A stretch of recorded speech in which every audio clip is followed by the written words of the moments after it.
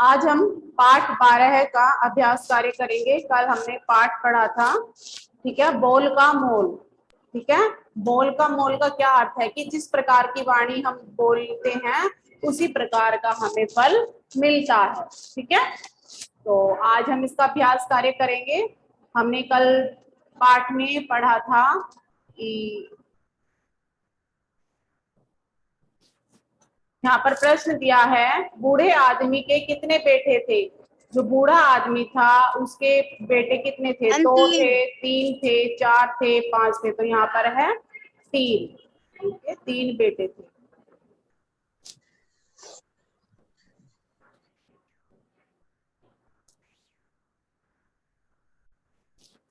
यात्रा में क्या मुसीबतें आई थी? खाने पीने की चीजें समाप्त हो गई थी, ये भी हो, ये तो था।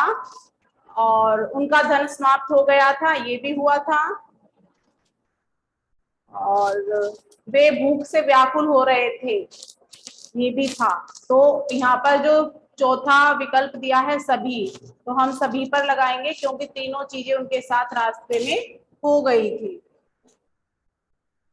तीनों भाई किसके साथ लंबी यात्रा पर जा रहे थे? अपने पिता के, माता के, चाचा के या मामा के? तो यहाँ पर सही विकल्प है चाचा के, सॉरी पिता के। बैलगाड़ी देखकर बूढ़े ने अपने बेटों से क्या कहा? उसकी बैलगाड़ी से कुछ चुरा लाओ, उससे खाने को कुछ मांग के लाओ, उसकी बैलगाड़ी में धक्के लगा दो, उससे कुछ काम मांगो। तो यहाँ पर जो खा विकल्प है, उससे खाने को कुछ मांग लाओ, ये वाला विकल्प सही है। ठीक है, बड़े भाई को व्यापारी ने क्या दिया था? जो सबसे बड़ा भाई था उसको क्या दिया था? मीठा पकवान दिया था, सूखा पकवान दिया था, या दोना भरकर मिठाई दी थी, या कुछ भी नहीं दिया था, उसको सूखा पकवान दिया था। क्या दिया था? सूखा पकवान। व्यापारी ने किस भाई को बैलगाड़ी में लदा सारा सामान देने की बात कही थी? यहाँ पर सबसे छोटे भाई को। छोटे भाई ने व्यापारी को क्या कहकर संबोधित किया था? मित्र। ठीक है, ये मौखिक और ये प्रश्न है, ये आपको अपनी उत्तर पुस्तिका में करने हैं। उसके बाद प्रश्न ग में देखिए, पाठ के अनुसार सही कथनों पर ठीक और सही, गलत कथनों पर गलत का चिन्ह लगाइए। ठीक है, पिता ने पुत्रों को समझाने की कोशिश नहीं की, सही है ये वाक्य। चारों मिलकर एक लंबी यात्रा पर गए, ये भी सही है। बैलगाड़ी में भूसा भरा था, गलत है, मिठाइयां थी बैलगाड़ी में। पहले लड़के ने मीठा बोला, नहीं। दूसरे लड़के को मिठाई का दोना मिला, सही।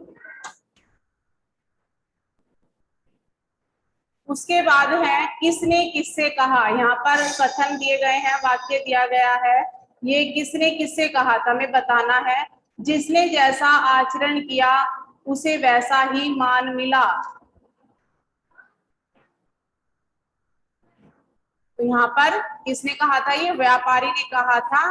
और किससे कहा था? चारों व्यक्तियों से कहा था। ठीक है,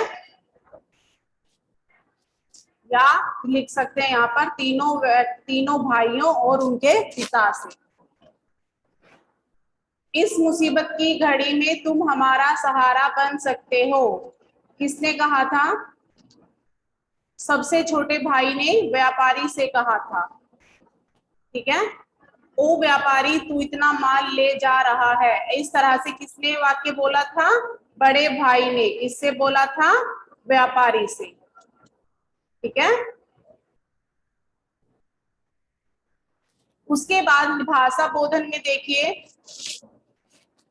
यहाँ पर कुछ वाक्य दिए हैं और उन पर रेखांकित भी किया गया है, कुछ शब्दों पर रेखांकित अंडरलाइन भी किया गया है। तो जो अंडरलाइन किए हुए शब्द हैं वो क्या है? यहाँ पर देखो, जैसे एक आदमी था, तो एक एक क्या है यहाँ पर? विशेषण। लंबी यात्रा, लंबी क्या है? विशेषण। दूसरा बेटा, दूसरा यहाँ पर क्या है? विशेषण। ठीक है, तो यहाँ पर रेखांकित सब विशेषण का काम कर रहे हैं, हमें इनके विशेष्य बताना है। विशेष्य क्या होता है?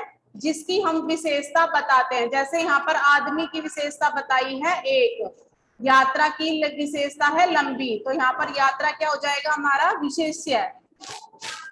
तो हमें यहाँ पर नीचे लिखना है, एक में क्या है विशेष्य आदमी, दूसरे वाक्य में क्या है बेटे, तीसरे वाक्य में क्या है यात्रा, चौथे वाक्य में क्या है पकवान, और पांचवा जो वाक्य है उसमें है बेटा।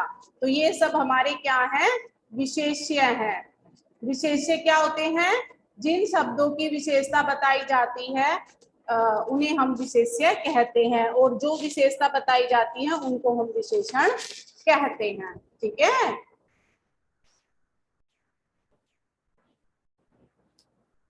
उससे नीचे दिया है, नीचे लिखे वाक्यों में विराम चिन्ह की स्थिति देखो और समझो। प्रिय मित्र हम भूखे हैं, ठीक है, विराम चिन्ह क्या होते हैं, जैसे विस्मय आदि बोधक लगा है, पूर्ण विराम है, क्वेश्चन यानी प्रश्नवाचक है, यहाँ पर पूर्ण विराम है, ये सब क्या होते हैं हमारे विराम चिन्ह, क्या कहलाते हैं ये विराम चिन्ह। ठीक है, तो पहले वाक्य में देखो प्रिय मित्र, प्रिय मित्र में यहाँ पर संबोधन का चिन्ह लगा है, और हम भूखे हैं, है के में पूर्ण विराम का, ठीक है, और भूखा रहेगा इससे प्रश्नवाचक चिन्ह लगा है। तो ऐसे वाक्य दो लिखने हैं खुद से, जैसे मैंने लिखा है तुम्हें क्या चाहिए, ठीक है, यहाँ पर प्रश्नवाचक चिन्ह लगाएंगे, शाबाश तुमने अच्छा काम किया, ठीक है, इस तरह से आप यहाँ पर लिखेंगे। और नीचे यहाँ पर शब्द दिए हैं, इनसे आपको एक एक वाक्य बनाना है, ठीक है, जैसे समाप्त, परीक्षा समाप्त हो चुकी है, आचरण हमारा आचरण सदैव अच्छा होना चाहिए, ठीक है। प्रश्न घ में दिया है विलोम शब्द, हमें विलोम शब्द लिखने हैं, जैसे लंबी का होगा छोटी, मूर्ख का बुद्धिमान, मित्र शत्रु, समाप्त शुरू, कठोर कोमल, मीठी कड़वी, इस तरह से आप यहाँ पर इनके विलोम शब्द लिखेंगे। ठीक है, सभी बच्चों को सुंदर सुंदर लेख में लिखना है। सभी बच्चे अपनी हिंदी की पाठ्य पुस्तक की नोटबुक निकालेंगे और मौखिक प्रश्न करेंगे पाठ 12 के। ठीक है, प्रश्न 1 है, बूढ़े आदमी के कितने बेटे थे? उत्तर में लिखेंगे आप, बूढ़े आदमी के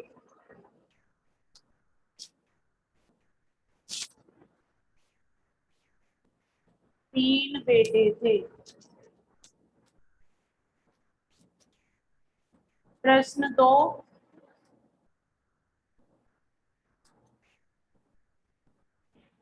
प्रश्न 2 है, तीनों बेटे अपने पिता के साथ कहाँ जा रहे थे? उत्तर में लिखेंगे सभी बच्चे, तीनों बेटे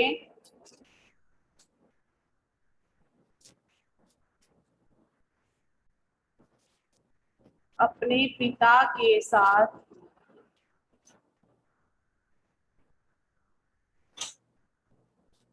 एक लंबी यात्रा पर जा रहे थे।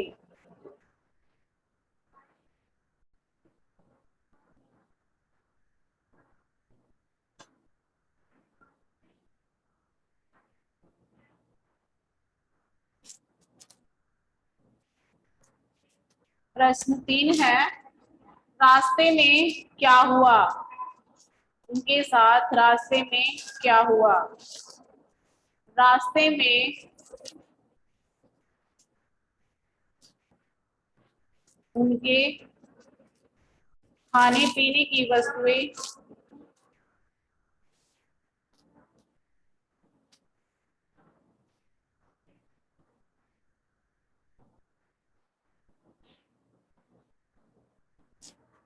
समाप्त हो गई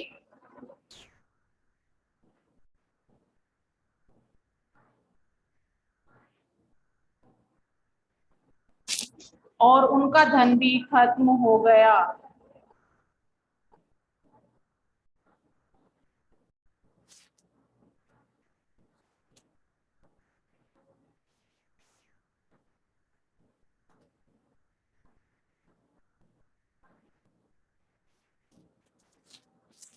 क्या?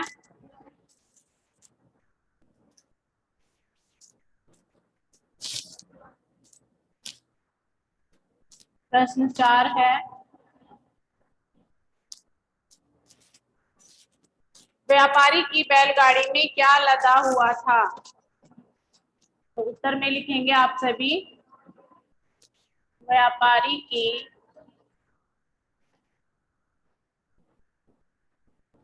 गाड़ी में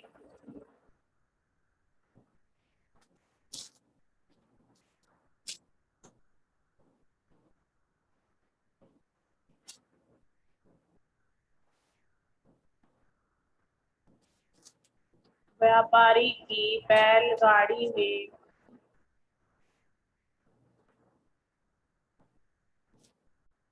तरह तरह के पकवान